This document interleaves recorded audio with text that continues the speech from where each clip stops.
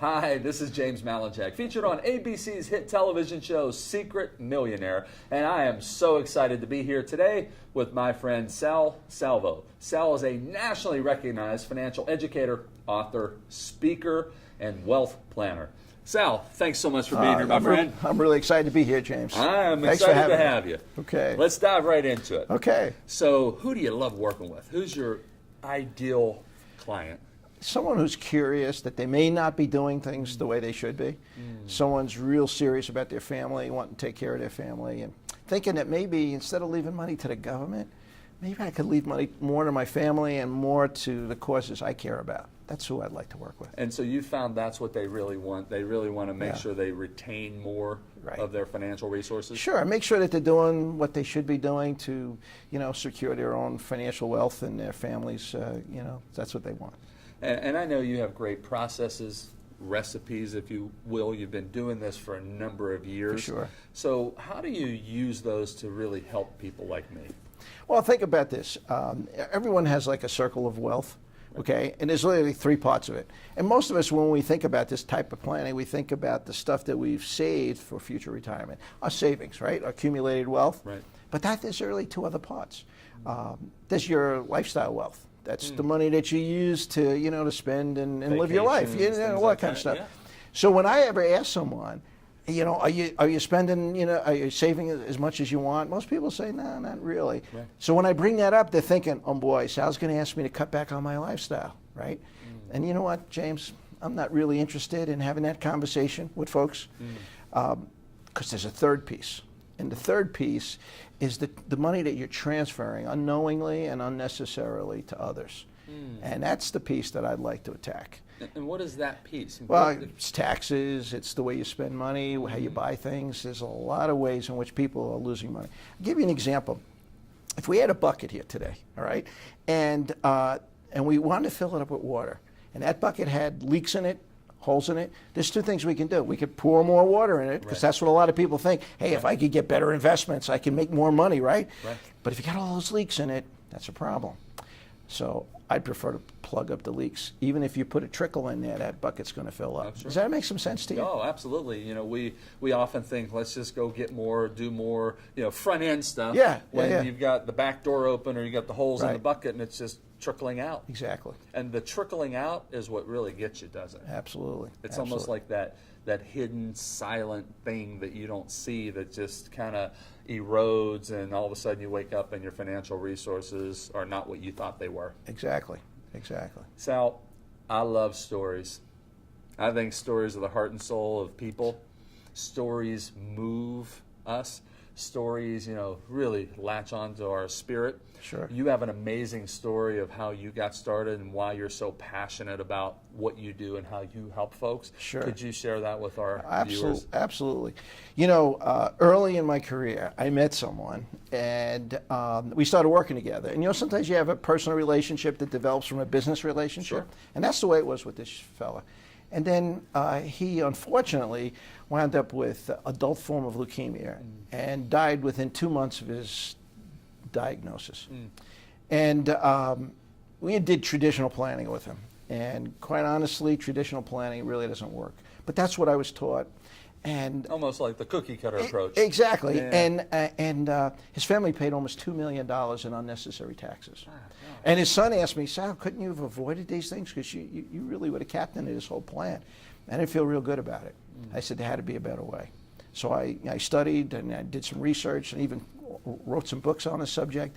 And we found out that there's a better way.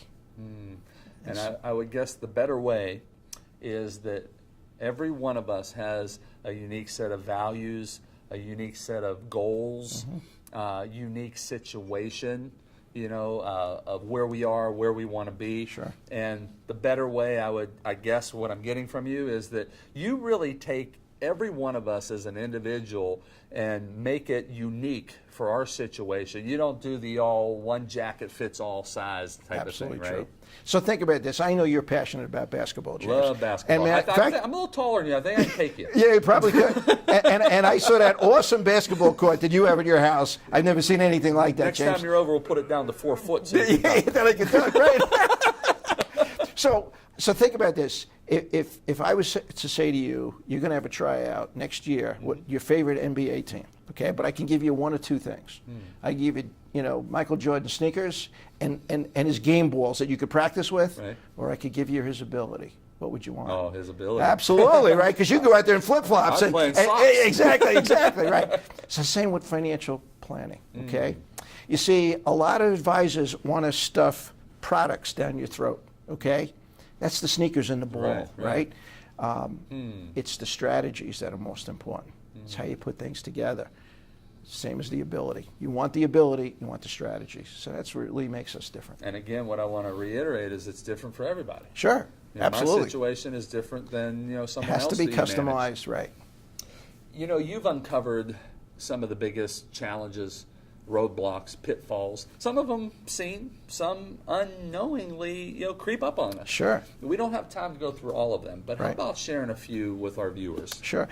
Procrastination is absolutely the biggest. Okay, it's like anything else. You want to get in shape, you got to get off the couch, right? I mean, it's just it doesn't happen if you're sitting on the couch. One of my favorite quotes, Jim Rohn said, "You cannot hire other people to do your push-ups for you." There you go. Yeah, it would sell a lot if you could do that for sure. So clearly that's the big one. Okay. The second thing is I think just not realizing.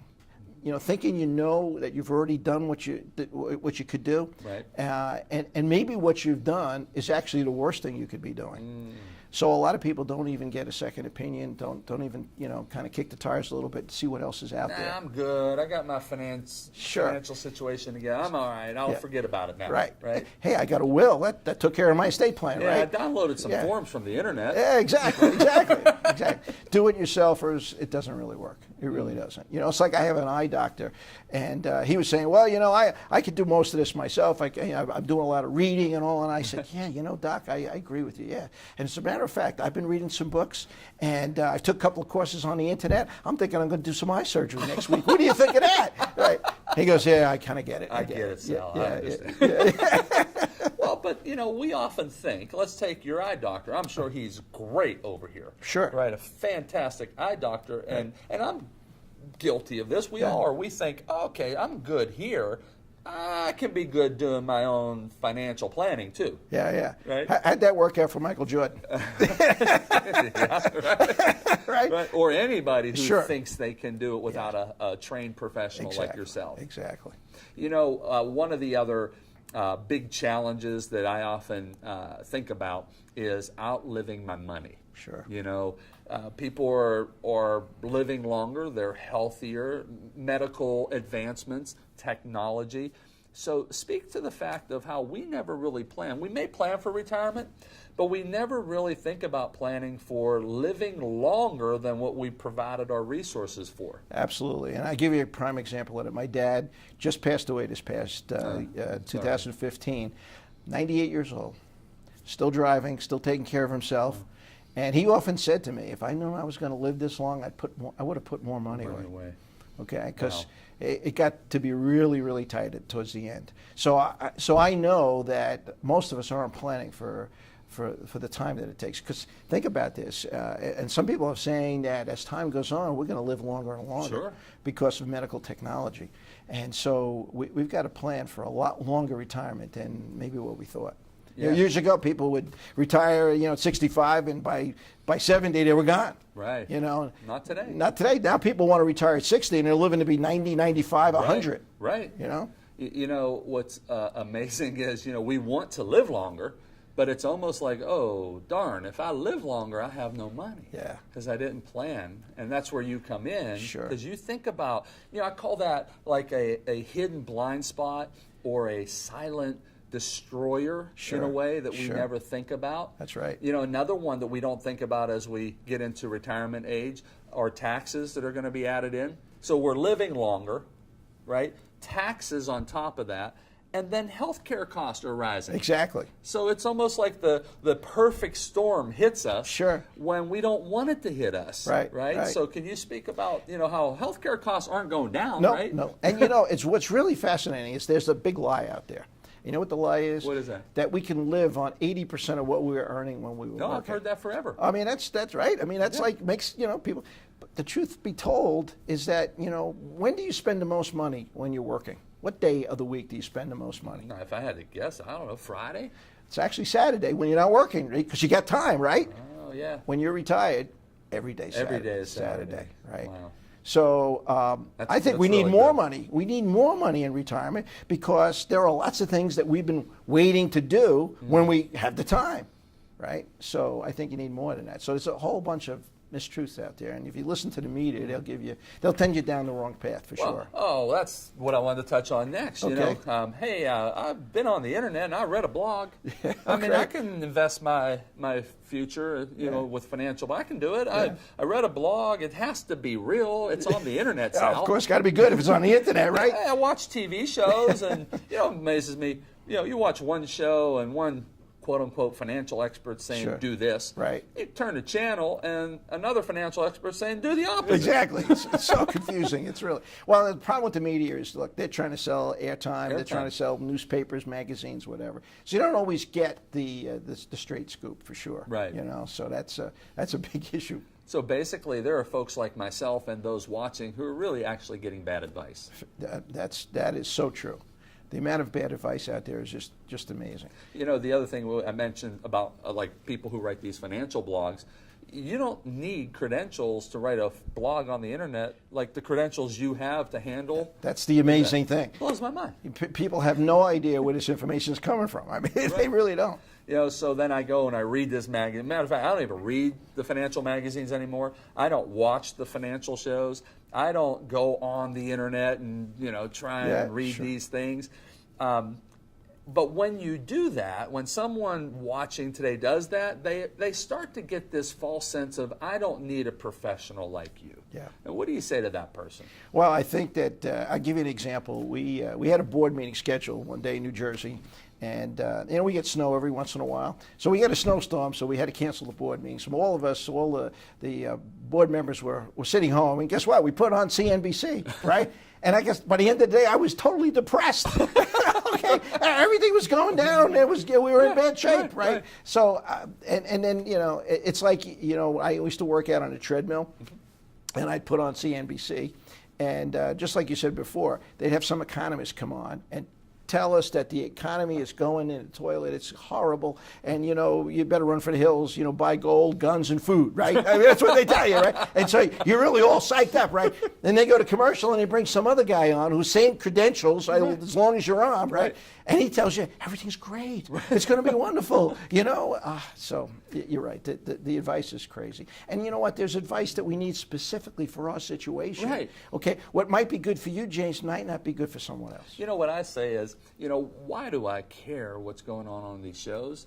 What I really care about is connecting with someone like you who could look at my situation and say, based on all the external factors and your internal factors, your family, your business, your expenses, your amount of income coming in, here's the plan for you. That's what everybody really should be focused on, not worrying about what all these quote-unquote financial experts are saying. Absolutely. And what we try to do, we have a process where we have what we call the meaning of money conversation, where we try to look through your eyes a little bit, and then we can build filters within the plan. There are things that you'll never do. Right. It's not in your DNA to do those things. Right.